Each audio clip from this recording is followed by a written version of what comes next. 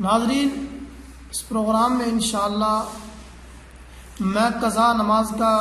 جو بیان ہے اس کے حوالے سے عرض کروں گا، اور یہ بات یاد رکھ لینا، سب سے پہلی جو بات ہے،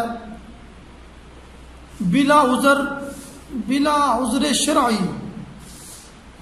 نماز قضا کر دینا یہ سخت گناہ ہے،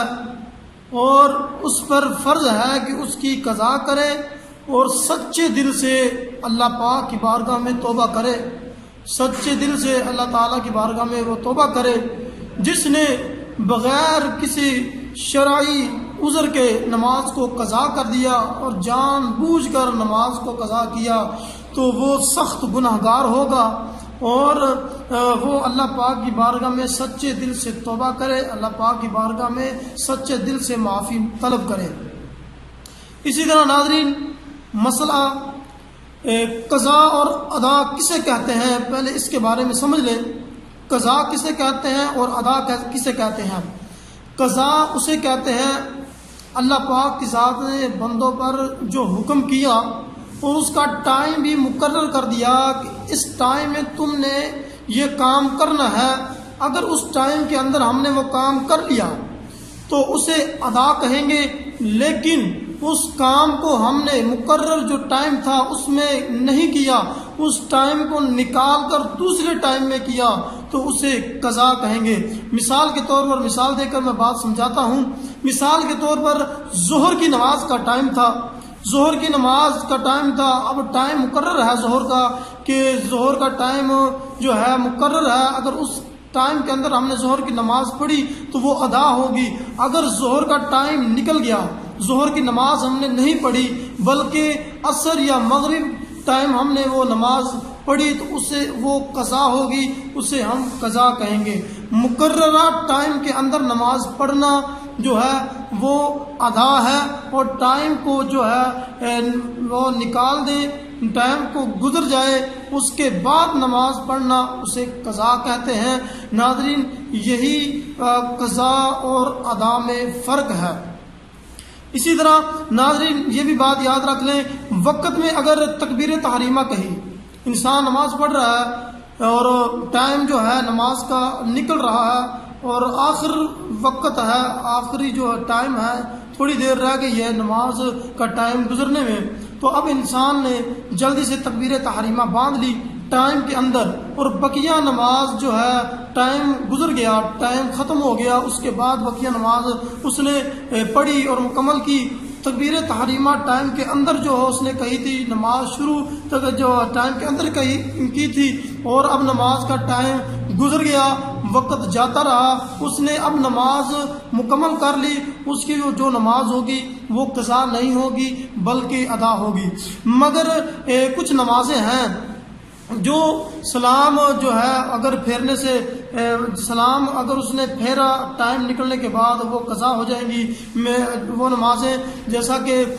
نماز جمعہ ہے اور نماز فجر ہے اور عیدین کی نمازیں، ان نمازوں کے اندر اگر ہم نے جو ہے سلام تکبیر تحریمہ ٹائم کے اندر کہا اور جناب مکمل نماز بھی ٹائم کے اندر پڑھ لی، تو اب سلام پھیرنا تھا تو ٹائم گزر گیا، ٹائم نکل گیا، تو اب وقت نہیں رہا اس نماز کا، تو ناظرین وہ نماز جاتی رہے گی، وہ نماز قضا ہو جائے گی، وہ نماز دوبارہ پڑھنی ہوگی۔ اسی طرح ناظرین یہ بھی مسئلہ ہے، سوتے میں اگر انسان نماز قضا کر دے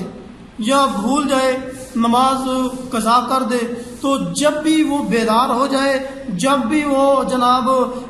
یاد آ جائے اسے، تو وہ فوراً نماز پڑھے، وہی نماز کا ٹائم ہوگا۔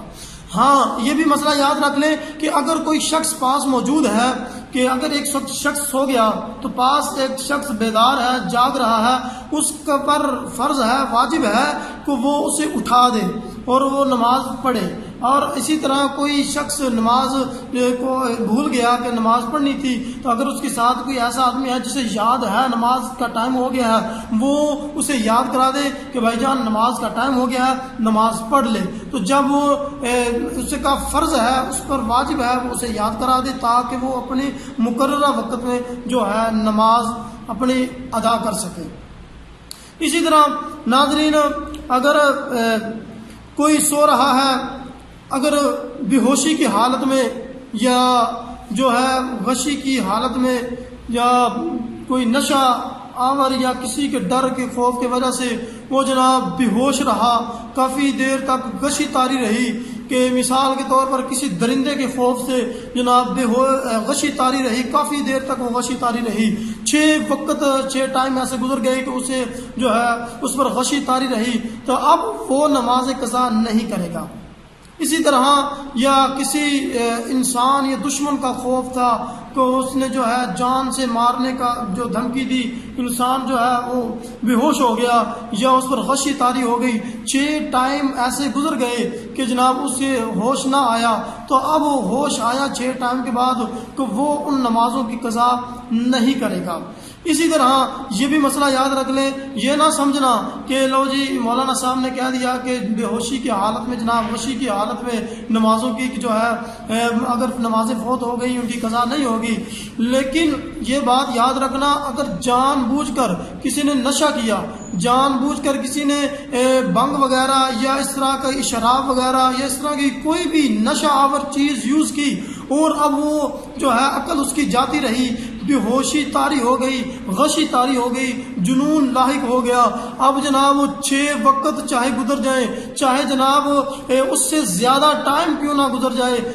چاہے کتنا مرضی وقت گزرتا رہے، لیکن جب ہوش آئے گی ان نمازوں کی وہ قضا کرے گا، ان نمازوں کی وہ قضا کرے گا، ان کی جو ہے نماز قضا کرے گا، تب وہ بری الذمہ ہوگا، ورنہ وہ بری الذمہ نہیں ہوگا۔ اسی طرح ناظرین، بعض لوگ کہتے ہیں کہ یہ مسئلہ بہت قابل غور ہے، یہ میں عرض کروں کہ بعض لوگ کہتے ہیں کہ رمضان المبارک کا پاک ببرکت مہینہ جس طرح جاری و ساری ہے، پاک ببرکت مہینے کے آخری جمعہ میں جو ہے آخری جمعہ کی نماز جو پڑھ لے، یا وہ نماز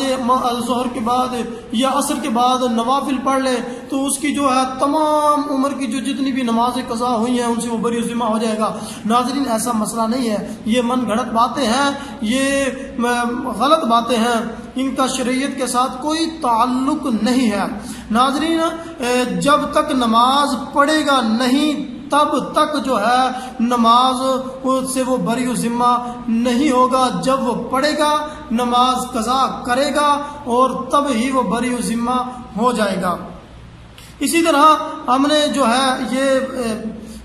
نماز جمعہ کے بعد آخری رمضان مبارک کے جو ہے جمعہ آتا ہے، اس کے بعد جو ہے ہم نوافل پڑھتے ہیں، وہ ثواب ہے، لیکن اگر یہ سمجھیں کہ تمام عمر کی نمازیں جو ہے قضا ہوئی ہیں وہ اس سے ہم بری ذمہ ہو گئے ہیں، یہ بات غلط ہے، یہ بات من گھڑت ہے، اور اللہ پاک کی بارگاہ میں دعا ہے کہ اللہ پاک کے ساتھ ہم کو صحیح معنوں کے اندر ابتدائی فقہی مسائل کو سمجھنے کی توفیق عطا فرمائے۔ اللہ پاک کے ساتھ آپ کا اور میرا حامی و ناصر ہو۔ چند مسائل ابھی باقی ہیں، انشاءاللہ اگلے پروگرام کے اندر، اگلی نشست کے اندر وہ بیان کروں گا۔ اللہ پاک کی بارگاہ میں دعا ہے کہ اللہ پاک کے ساتھ آپ کا اور میرا حامی ناصر ہو۔ وآخر دعوانا ان الحمد للہ رب العالمین۔